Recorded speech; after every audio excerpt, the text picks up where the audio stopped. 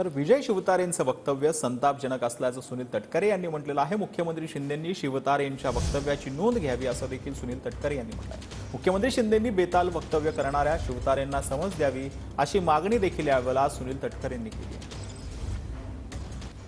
एकतर विजय शिवतारे यांचं जे वक्तव्य आहे त्याचा मी तीव्र शब्दामध्ये निषेध या ठिकाणी व्यक्त करतो। हे अत्यंत संतापजनक आहे।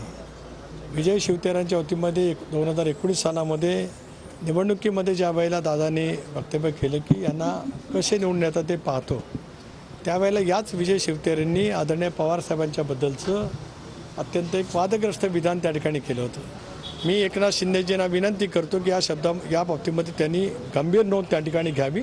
ते शिवसेनेचे प्रमुख आहेत, योग्य ती समज शिवतारांसारख्या बेतालपणाने वक्तव्य करणाऱ्यांना द्यावी। मुख्यमंत्री शिंदेंनी शिवतारेंच्या वक्तव्याची नोंद घ्यावी असं सुनील तटकरे यांनी म्हटलेलं आहे। शिंदेंनी बेताल वक्तव्य करणाऱ्या शिवतारेंना समज द्यावी असं देखील सुनील तटकरे यांनी यावेळेला म्हटलेलं आहे।